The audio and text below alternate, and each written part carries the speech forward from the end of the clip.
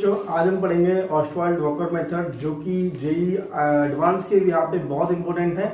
और ये जो टॉपिक है आपका, वो आपका एक्सप्लेन करता है प्रैक्टिकली मेजरमेंट का तरीका है relative lowering of vapour pressure का।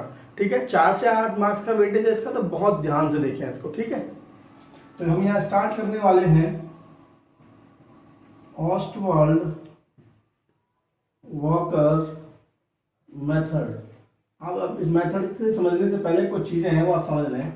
क्या समझ लें? जैसे हम एक कंटेनर ले लें, कंटेनर को हमने कवर कर दिया है और इसमें हमने कोई भी वोलेटाइलिक लिक्विड ले लिया, वोलेटाइलिक लिक्विड ले लिया, सपोज करो वाटर ले लिया है।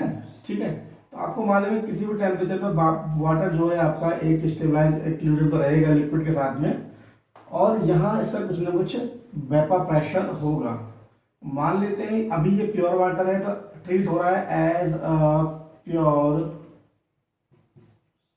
सॉल्वेंट, और इसका वेपर प्रेशर मान लेते हैं P0 है at any temperature, at temperature T। ठीक है, कांस्टेंट टेम्परेचर पे। और दूसरी बात आपको ये समझिए, किसी का भी वेपर प्रेशर कब ज्यादा आएगा? जिसका वेपर प्रेशर आपको ज्यादा चाहिए, ठीक है, उसके लिए क्या होना चाहिए? उस पर्टिकुलर लिक्विड का वोलेटाइलिक नेचर ज्यादा होना चाहिए, वोलेटाइलिक नेचर ज्यादा होना चाहिए। तो मोर वोलेटाइलिक नेचर, मोर वेपर प्रेशर। क्लियर? ये बात अपने को समझ में आ गई। जैसे एग्जांपल के साथ मैं बात करूं तो वोलेटाइलिसिटी की बात करूं, वोलेटाइलिक नेचर की बात करूं, आपका H2O से ज्यादा होता है कौन? अल्कोहल। ठीक है, इसलिए अगर मैं बात करूंगा तो वेपर प्रेशर किसका ज्यादा आएगा? बताओ, जो मोर वोलेटाइलिक है, यानी कि इथाइल अल्कोहल का वेपर प्रेशर वाटर से ज्यादा आएगा। प्राइमरी चीज तो ये है। अब आपने दूसरा आपने देखा था लास्ट टॉपिक में relative lowering of vapour pressure. वहां पे आपने क्या देखा था?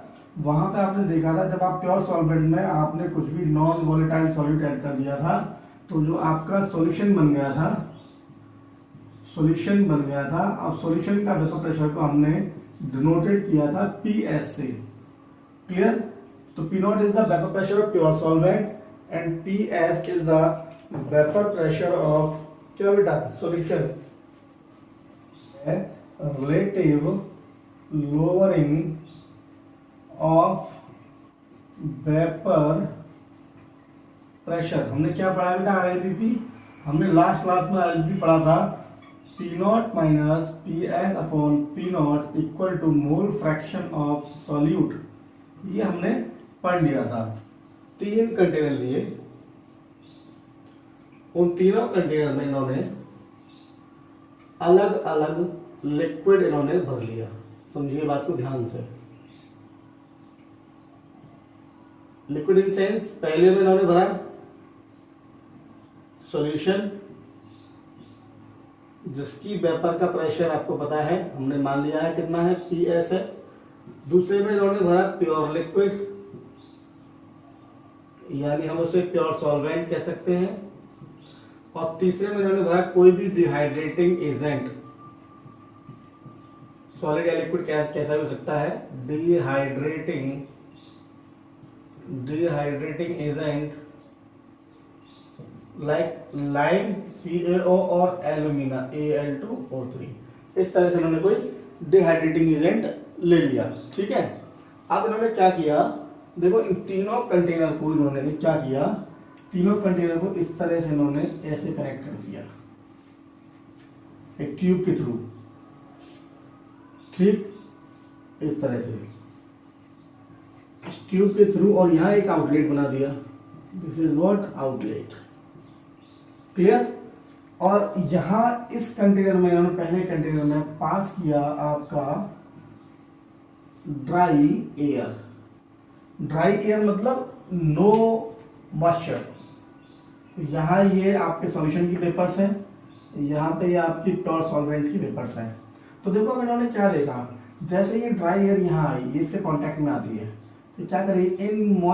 इन वेपर मॉलिक्यूल को एब्जॉर्ब कर लेगी। क्लियर?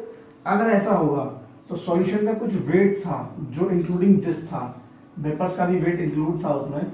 अगर ये वेपर एब्जॉर्ब कर ली गई तो इस सॉल्यूशन कंटेनर में कमी आएगी मास में।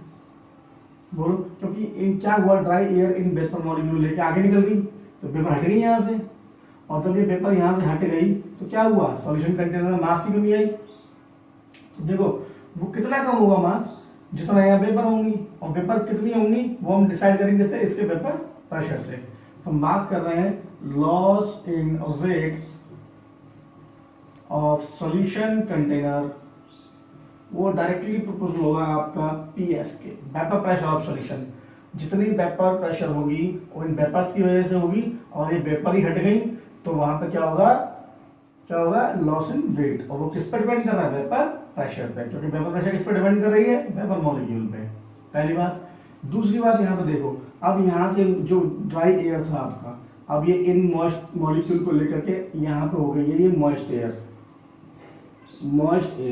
अब मॉइस्ट एयर अब इनके कांटेक्ट में आएगी, अब इनको एब्जॉर्ब करेगी या इनको एब्जॉर्ब करेगी, तो यहाँ पे आप क्या देखेंगे कि इस कंटेनर के भी वेट में लॉस होगा। तो यहाँ पे आप देखिए loss in weight of solvent, वो किसके डायरेक्टली होगा, वो होगा P naught minus P S के। ये बहुत जरूरी है बात समझना, P naught minus P S क्यों जरूरी है यार, यहाँ देखें P naught minus P S का मतलब क्या है, देखें जरा कि भाई ऐसा हुआ है मॉइस्ट एयर थी, इसके इन मॉलिक्यूल को इसने एब्जॉर्ब किया, तो इन मॉलिक्यूल को एब्जॉर्ब करते टाइम क्या हुआ कि भाई इसके वेट में कमी हुई, तो ये सारे मॉलिक्यूल एब्जॉर्ब हो गए मॉइस्ट एयर के थ्रू। लेकिन मॉइस्ट एयर में आप देखें जो ड्राई एयर हमने पास की थी, तो ड्राई एयर में यहाँ पे सॉल्यूशन के वेपर मॉलिक्यूल थे, तो ड्राई एयर ने एग्जैक्टली कितने मॉलिक्यूल ऑफ प्योर सॉल्वेंट के मॉलिक्यूल से कितना एब्जॉर्ब किया, हमें क्या करना पड़ेगा, वो जो सॉल्यूशन के वेपर है उनको घटाना पड़ेगा, यानी सॉल्यूशन के वेपर प्रेशर को घटाना पड़ेगा, तब हमें एग्जैक्टली मालूम पड़ेगा कि प्योर सॉल्वेंट के वेपर घटने से कितना वेपर प्रेशर डिक्रीज हुआ है।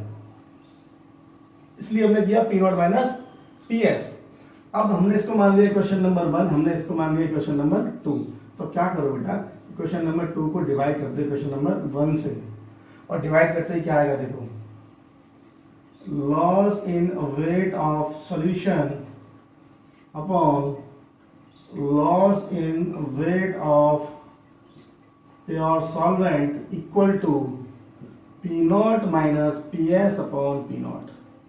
अब इसको देखो ध्यान से, क्या ये relative lowering of vapour pressure के इक्वल है, यस, तो हम इसको कह सकते हैं this is R L B P, clear. और हम कह सकते हैं ये इक्वल होगा मोल फ्रैक्शन ऑफ सॉल्यूट के।